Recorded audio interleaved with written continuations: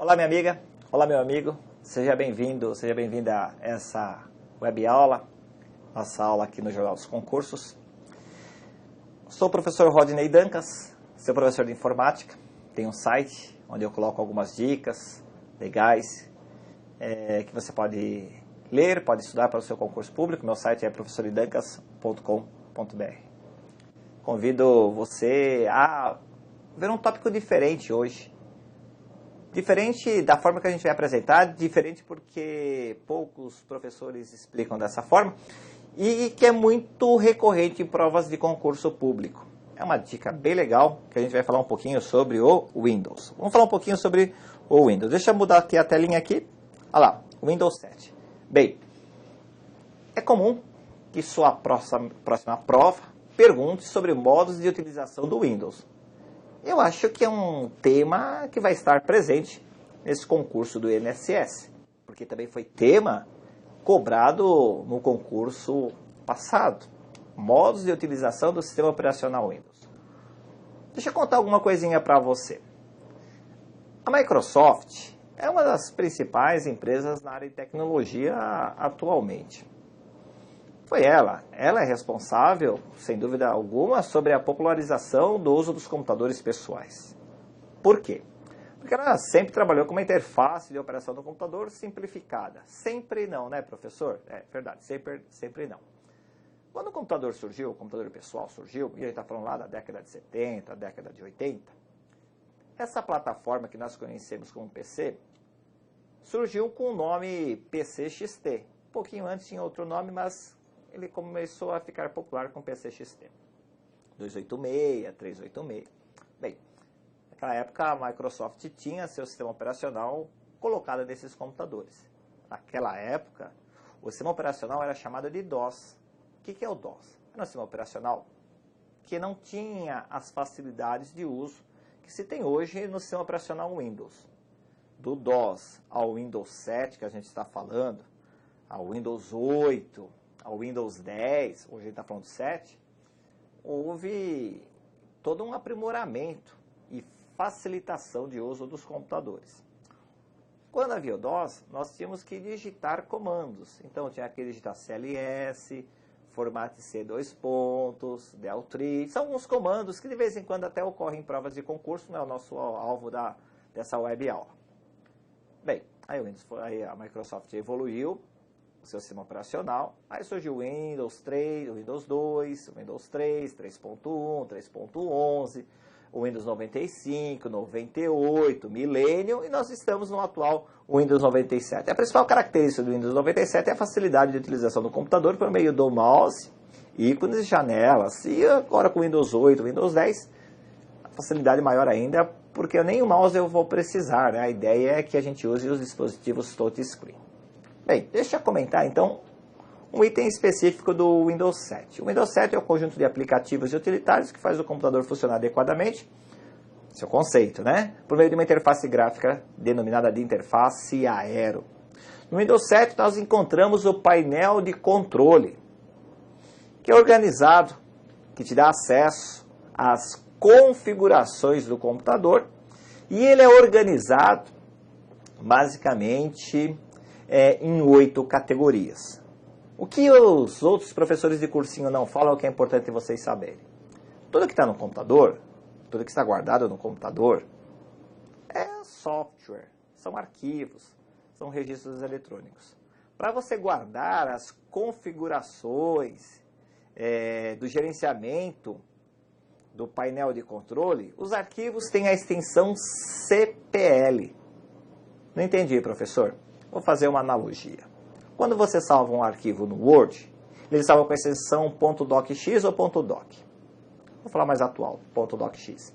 Quando você usa o Excel, salva um arquivo utilizando o Excel, salva uma pasta que você esteja operando no Excel, ele vai salvar com a extensão XLSX. Quando você usa o PowerPoint, você salva aquela apresentação, ele vai colocar uma extensão PPTX. Quando você usa o Access e salva aquele banco de dados, ele coloca uma extensão ACCDB.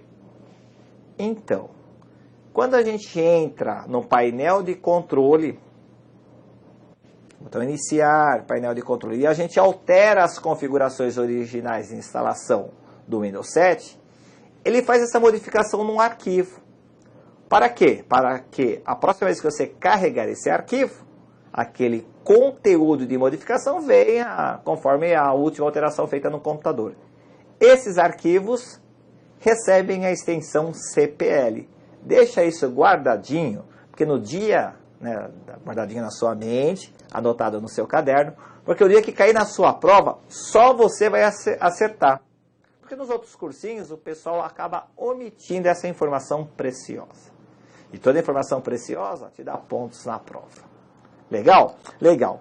Bem, professor, quais são essas 8 categorias? Vamos colocar lá. Então aí está o painel de controle do Windows 7, na instalação padrão em português Brasil. Então, olha só, a gente tem, deixa eu mostrar para vocês aqui, ó, a gente vai acompanhando, 8 categorias. Categoria 1, sistema e segurança. Categoria 2, rede e internet. Categoria 3, hardware e sons. Categoria 4, né? Programas. Eu estou colocando nessa ordem, poderia ser qualquer outra ordem, claro. Categoria 5, contas de usuário. Categoria 6, aparência e personalização.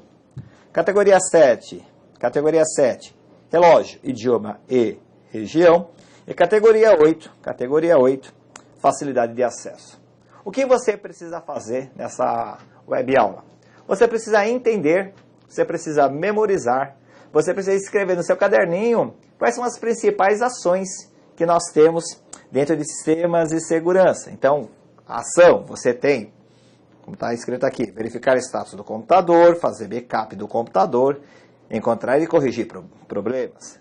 Memorizou que sistema de segurança tem essas 3 ações, você deu um passo enorme em relação aos demais concorrentes na prova de concurso.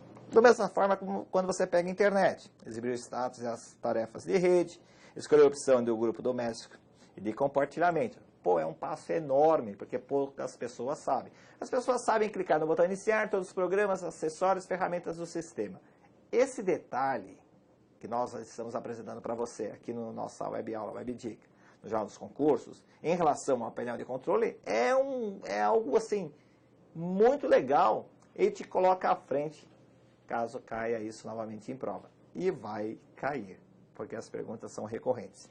Hardware e sons. Então, nos sons aqui a gente vai exibir pressão de dispositivo, adicionar um outro dispositivo e controlar o som. Ok? Legal? E assim sucessivamente. Até lá em aparência e personalização, onde a gente tem já alterar o tema, alterar o plano de fundo e área de trabalho, fazer os ajustes de resolução de tela. Então, basta uma memorização. Legal, professor, entendi. Então, eu tenho que copiar, anotar. Sim, tem que copiar, anotar. Tem que ler com uma certa regularidade, porque tem muita informação em linhas e a gente, para memorizar, acho que um dos caminhos mais simples não é nem mexendo no computador, porque estudar errado para informática é estudar com um computador, porque no dia da prova você não tem computador, você tem um caderno de questões. Então, nada melhor do que você ter o seu caderninho totalmente preenchido. Ok?